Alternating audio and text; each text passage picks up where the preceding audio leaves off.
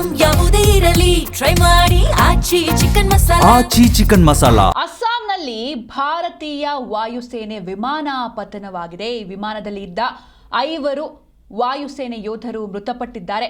ಜೋರ್ಹತ್ ವಾಯುನೆಲೆಯಲ್ಲಿ ಒಂದು ದುರಂತ ನಡೆದು ಹೋಗಿದೆ. ಲ್ಯಾಂಡಿಂಗ್ ವೇಳೆ ವಾಯುಪಡೆಯ AN-32 ವಿಮಾನ ಪತನವಾಗಿದೆ. ಇನ್ನು ಈ ಒಂದು ದುರಂತದಲ್ಲಿ ಅದೃಷ್ಟವಶಾತ್ ಅದರ ಪೈಲಟ್ ಯಾರಿದ್ದಾರೆ ಅವರು ಬಚಾವಾಗಿದ್ದಾರೆ. ಆದರೆ ಅದರಲ್ಲಿ ಇದ್ದಂತಹ 5 ವಾಯುಸೇನೆ ಯೋಧರು ಮೃತಪಟ್ಟಿದ್ದಾರೆ. ಅಸ್ಸಾಂನಲ್ಲಿ ಭಾರತೀಯ ವಾಯುಸೇನೆಯ ವಿಮಾನ ಪತನವಾಗಿದೆ. ವಿಮಾನದಲ್ಲಿದ್ದ 5 ವಾಯುಸೇನೆ ಯೋಧರು ಮೃತಪಟ್ಟಿದ್ದಾರೆ. ಜೋರ್ಹತ್ ವಾಯುನೆಲೆಯಲ್ಲಿ ಈ ಒಂದು ದುರಂತ ಸಂಭವಿಸಿದೆ.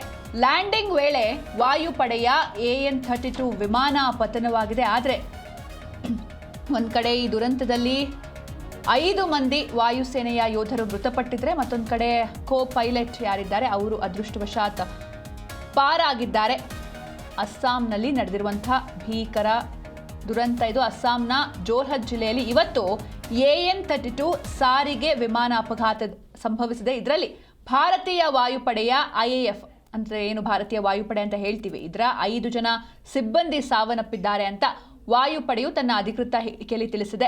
ಅಸ್ಸಾಂನ ಜೋರ್ಹತ್ ವಾಯುನೆಲೆಯಲ್ಲಿ AN-32 ಸಾರಿಗೆ ವಿಮಾನದ ಅಪಘಾತದಲ್ಲಿ 5 ಸಿಬ್ಬಂದಿ ಪ್ರಾಣ ಕಳ್ಕೊಂಡಿದ್ದಾರೆ. ಹಾಗೆ ವಿಮಾನದ ಪೈಲಟ್ ಅದೃಷ್ಟವಶಾತ್ ಬದುಕುಳಿದಿದ್ದು ಅವರಿಗೆ ಆಸ್ಪತ್ರೆಯಲ್ಲಿ ಚಿಕಿತ್ಸೆಯನ್ನು ನೀಡಲಾಗ್ತಾ ಇದೆ ಅಂತ ವಾಯುಪಡೆಯ ಹೇಳಿಕೆಯಲ್ಲಿ ತಿಳಿಸಲಾಗಿದೆ. ಇನ್ನು ಈ ಒಂದು ಅಪಘಾತಕ್ಕೆ ನಿಖರ ಕಾರಣ ಏನು ಅಂತ ಇನ್ನೂ ಕೂಡ ಗೊತ್ತಾಗಿಲ್ಲ. ಹೀಗಾಗಿ ಪತ್ತೆ ಹಚ್ಚೋದಕ್ಕೆ ವಾಯುಪಡೆಯು ಕೋರ್ಟ್ ಆಫ್ ಎನ್ಕ್ವೈರಿಗೆ ಆದೇಶವನ್ನು ನೀಡಿದೆ ಅಂತ ಅಧಿಕಾರಿಗಳು ತಿಳಿಸಿದ್ದಾರೆ. ಇನ್ನು ವಾಯುಪಡೆಯ ಈ ವಿಮಾನ ಬೆಳಗ್ಗೆ 10 ಗಂಟೆ ಸುಮಾರಿಗೆ ಹಾರಾಟವನ್ನು ನಡೆಸ್ತಾ ಇದ್ದಾಗ ಈ ಒಂದು ದುರಂತ ನಡೆದಿದೆ.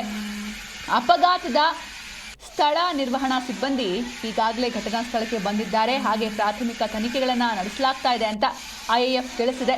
ಹಾಗೆ ಈ ವಿಮಾನ ಜೋರ್ಹತ್ ವಾಯುನೆಲೆಯಿಂದ ಟೇಕ್ ಆಫ್ ಆಗುವ ಸಂದರ್ಭದಲ್ಲಿ ಅಥವಾ ಲ್ಯಾಂಡಿಂಗ್ ಮಾಡೋದಕ್ಕೆ ಟ್ರೈ ಮಾಡ್ತಿದ್ದಾಗ ಈ ಅಪಘಾತ ಸಂಭವಿಸಿದೆ ಎನ್ನಲಾಗಿದೆ.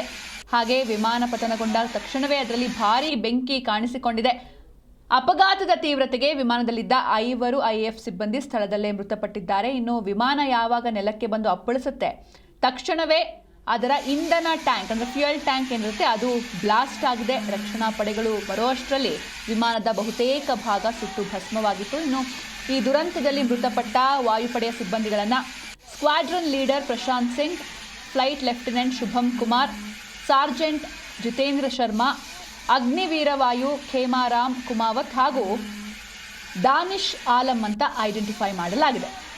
ಹಾಗೆ ಭಾರತೀಯ ವಾಯುಪಡೆಯು ಮೃತರ ಕುಟುಂಬಸ್ಥರಿಗೆ ತನ್ನ ಸಂತಾಪವನ್ನು ವ್ಯಕ್ತಪಡಿಸಿದೆ. ಈ ದುಃಖದ ಸಮಯದಲ್ಲಿ ಅವರೊಂದಿಗೆ ದೃಢವಾಗಿ ನಿಲ್ತೇವೆ ಅಂತ IAF ತಿಳಿಸಿದೆ. ಜೋರ್ಹತ್ ವಾಯುನೆಲೆಯಲ್ಲಿ ಸಂಭವಿಸಿದ ಅಪಘಾತದ ನಂತರದ ಪರಿಸ್ಥಿತಿ ಯಾವ ರೀತಿ ಇದೆ ಅಥವಾ ಅಪಘಾತ ವಿಮಾನ ಏನಿತ್ತು ಅದರ ಫೋಟೋಗಳನ್ನು ನೀವು ಕೂಡ ತೆರೆ ಮೇಲೆ ನೋಡ್ತಾ ಇದ್ದೀರಾ.